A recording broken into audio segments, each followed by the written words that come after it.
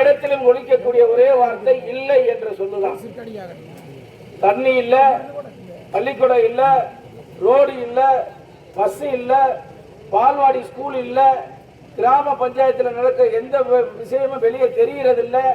Road போட்டேன்னு கணக்கு எழுதுறாங்க.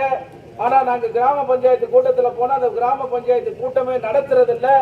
அப்படி இல்லை என்று சொல்லக்கூடிய ஒரு வார்த்தையை உருவாக்கி வச்சிருக்க பெரிய கருப்பை உங்களுக்கு வேண்டுமா வேணாமான்னு கேட்க வந்திருக்கேன். நான் கிட்டத்தட்ட இந்த பகுதியில புல்லு கூட முளைக்கலாமா? புல்லு முளைக்கல. ஏன்னா இந்த பகுதியில விவசாயத்திற்கான நீர்ப்பாசன குண்டார் திட்டத்தை நடைமுறைப்படுத்துறது 96ல இருந்து எல்லாரும் போராடுறோம்.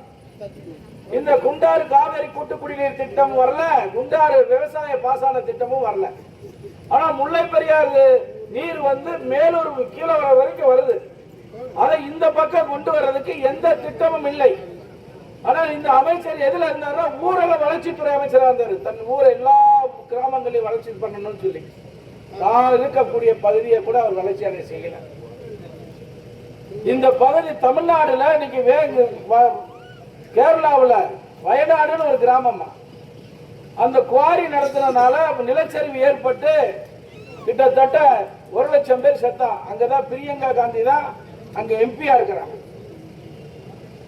அதன் நிலச்சரிவு ஏற்பட்டதற்கு காரணம் என்ன தெரியுமா? இங்க திருநெல்வேலி மாவட்டத்தில் மழையை வெட்டினால அங்க நிலச்சரிவு ஏற்பட்டுச்சு. அங்க குவாரி நடத்தினால இது புள்ளியியல் துறை சொல்லுது. ஆனா இந்த பகுதியில் குவாரி நடக்குது. நீங்க நல்லா தெரிஞ்சுக்கணும். நான் வந்து பிரான்மலை நாட்டுக்காரன், நீ வெளியூருக்காரன் சொல்றாங்க. நான் வெளியூருக்காரன் இல்ல, இந்த மண்ணை சார்ந்தவன். அங்கிருந்து மைக்ரேட் ஆகி போய் நாங்க உசிலம்பட்டி நாட்டுல கரும்பாத்தூர் வாழாந்தூர் நாடு எங்க எப்படி எங்க அம்பலக்காரர் இருக்காரோ அதே மாதிரி நாங்க ஊர் நாட்டு தலைவர்களோட 8 நாடு 24 உபகிராமத்தை அமைச்சு எங்களுடைய பெரியப்பன் சித்தப்பன் ஊர்ல வந்து நான் ஓட்டு கேட்டுக்கிட்டு இருக்கேன். எங்க முன்னோர்கள் வாழ்ந்த ஊர் இது. நான் வெளியூருக்காரர் இல்ல. திருமாறுனா அதை தான் சொல்ல முடியும். அவர் வெளியூருக்காரரு ஓட்டு போட்டா நீங்க எங்க போய் தேடுவீங்க? இந்த இருக்காரு எம்எல்ஏ பொன்மணி பாஸ்கர் அண்ணன் எம்எல்ஏ, ஐயா இந்த இருக்காரு அம்பலகார் எம்எல்ஏ, அண்ணன் ஏவி நாகராஜ் இருக்காரு அவர் எம்எல்ஏ, மேப்பல் சத்தியவேல் அண்ணன் வந்திருக்காரு. இந்த பகுதியில் இருக்கக்கூடிய எல்லாருமே எம்எல்ஏ தான். யார் எங்க போய் தேடனா? உங்களுக்கானவர்களை நீங்க உங்களுக்குள்ளதான தேடனா? நீங்க வந்து அவர் எதையாவது வளர்த்து வச்சிருக்காரா? மீசையை தவிர பெரிய கருப்பு மீசையை தவிர என்னமா வளர்த்து வச்சிருக்காரு இந்த பகுதியில? ஒரு பாலிடெக்னிக் இருக்கா? ஒரு குழந்தைமா ஒரு கிராமத்துல பிரான்மலையில போய் ஒரு குழந்தை கேட்குதுமா, உண்மைக்கே நைட்டுலாம் எனக்கு தூக்கம் வரலமா, அந்த குழந்தை கேட்குது. 4 குழந்தைய நான் கார்ல ஏறினவன கூட்டிட்டு வந்து கேட்குது, என்ன மாமா எனக்கு ஒரு பள்ளிக்கூடம் வேணும்ன்றது. நாங்க படிக்க போனோம்னா திருப்பத்தூர் வரணும் மேல் படிப்புக்கு. 8ஆம் கிளாஸுக்கு மேல இங்க பள்ளிக்கூடம் இல்லை, எங்களுக்கு பள்ளிக்கூடத்தை தாருங்கள் என்று சொல்லி பசி உணவு ஒரு பசினா கல்வி பசியை கூட தீர்க்காத ஒரு அமைச்சர் உங்களுக்கு தேவையா? மக்களுக்காக போராடாதவர் ஒரு 500 ரூபாய் கொடுத்தா ஓட்டு போட்டுருவாங்க. இவனுக்கு என்ன காசு கொடுத்து தானே வாங்குறேன், இவனுக்கு ஏன் செய்யணும்ன்ற முதலாளித்துவ தோரணையில் இருக்கிறவருக்கு நீங்க ஓட்டு போறதுனாலதான் இந்த அவல நிலை. இது வந்து நான் உங்களை காப்பாற்ற வந்திருக்கேன். அதர்மம் தலைவிரித்து ஆடுகின்ற பொழுது இறைவன் அவதரிப்பார்னு சொல்லுவான். உங்களை காப்பாற்ற வந்த அவதாரம் நான். என்னை நீங்க பயன்படுத்துற இல்ல, உண்மையிலே நீங்க ரொம்ப கஷ்டப்படுவீங்க. உங்களை இறைவனாலும் காப்பாற்ற முடியாது. அவர் நம்புறது பணத்தை, நான் நம்புறது ஜனநாயகத்தை. உங்களை நம்புறேன், உங்களை நம்பி இந்த பூமியில நிக்கிறேன். இதுல ஒரு விஷயத்த சொன்னாங்க, கிட்டத்தட்ட பல ஆண்டுகளாக இங்க தீபாவளி கொண்டாடுறது இல்லைன்னு. அதுக்கு ஒரு காரணத்தையும் சொன்னாங்க. விவசாயம் நடக்கக்கூடிய பூமி. ஆமா, தீபாவளி நேரத்தில் விவசாயம் நடக்கும். அந்த நேரத்தில் விவசாயம் நெல்மணி கருகி போகும் என்று சொல்லி இந்த ஊர் அம்பலகாரர் சொன்ன ஒத்த வார்த்தைக்கு கட்டுப்பட்டு நீங்க இன்ன வரைக்கும் தீபாவளி கொண்டாடுறதுன்னு சொல்றாங்க. இன்னைக்கு 55 ஆண்டுகளா நீங்க தீபாவளி கொண்டாடுறீங்கன்னா அந்த நெல்மணி இப்ப இருக்கா? விவசாயம் இருக்கா? தண்ணி இருக்கா? ஏரி இருக்கா? குளம் இருக்கா? குட்டை இருக்கா? நீர்ப்பாசனத்துக்கு என்ன திட்டத்தை வச்சிருந்தார் இவர்? என்ன இருக்கீங்க இல்லை என்று ஒத்த சொல்ல தந்திருக்காரே தவிர இந்த அமைச்சர் வேற ஏதாவது மக்களுக்கான முன்னேற்றத்தை தந்திருக்காரா? நீங்க திருப்பத்தூர் இருக்கக்கூடிய அரசு மருத்துவமனையை பாருங்க. ஒரு நோயோட போனீங்கன்னா 1 லட்சம் நோயோட திரும்பி வந்துருவீங்க. அவ்வளவு சுகாதாரம் இல்லாத ஆஸ்பத்திரி. 4 வயசு குழந்தைக்கு 10 வயசு போடுற ஊசியை 4 வயசு குழந்தைக்கு போட்டு கொண்டு விட்டாங்க மாத்த குலகாரங்க. 2 வயசு குருத்து நடக்க முடியுதாமா? பொம்மை பெண் குழந்தை குருத்து இந்த ரோட்ல நடக்க முடியுதா? ஓய்வு காலத்துல கையால் வலியோட வீட்டு கிடக்கிற வயதான முதியவர் இங்க பாலியல் துன்புறுத்தப்பட்டு கொலை செய்யப்படுறாங்க. நீங்க எல்லாம் ஊடகத்துல பாப்பீங்க. உள்ளங்கையில அண்ணன் மோடிஜி உள்ளங்கையில உலகத்தை பாக்குறத காட்டி போன கையில கொடுத்திருக்கிறாரு. இந்த உலகத்தில் நடக்க அக்கிரமத்தை பாருங்க. கிட்டத்தட்ட 14 லட்சம் கோடியை கொண்டு கொடுத்திருக்கிறாரு கிராம வளர்ச்சிக்காக. ஆனா இவங்க லேபிள் ஓட்டுறதுதான். ரேஷன் பொருள் யார் தர? மத்திய அரசாங்கம் தருது. ஆனா என்ன எந்த ரேஷன் கடையிலயாவது மோடியோட படம் இருக்கா?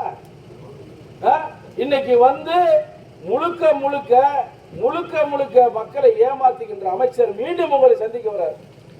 அம்பலார்கிட்ட சொல்றேன், அவரை வந்து அன்போடு கூட்டு அதிக வைக்க வேணாம் குற்றத்தில் அவரை கூட்டிட்டு வந்து அந்த மந்தையில உட்கார வச்சு ஓட்டு கட்டு வரையில அந்த மந்த காளியம்மன்ட்ட கருப்பசாமிகிட்ட போய் ஒரு சத்தியம் கேளுங்க.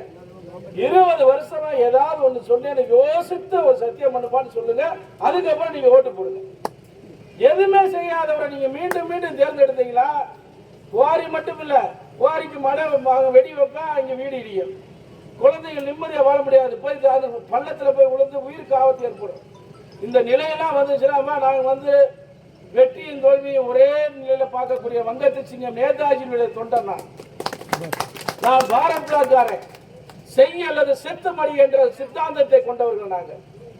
நான் எங்களை பொறுத்த அளவுக்கு பதவி என்பது கையெழுத்திடுவதை தானா ஏசி ரூம்ல படுத்துக்கிட்டு நாங்க எம்எல்ஏ வாங்கி உள்ள டாடா காட்டிக்கு போறது இல்ல.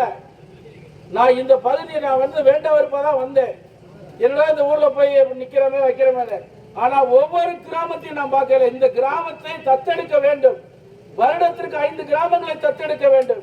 அந்த கிராமங்களை செழிப்பு தற்சார்பு இந்தியா 1954 பசுமன் முத்துராமலிங்க தேவர் பாராளுமன்றத்தில் பேசினார். தற்சார்பு இந்தியா, தன்னை தானே நம்பி வாழ வேண்டும் என்ற திட்டத்தை கொண்டு வந்தார். அந்த திட்டத்தை இன்றைக்கு பாரத பிரதமர் நரேந்திர மோடி கொண்டு வந்திருக்கிறார். உன் சுய காலிலே நிற்க வேண்டும் என்று விவசாயிகளுக்கு பல்வேறு திட்டங்களை கொடுத்துக் கொண்டிருக்கிறார்.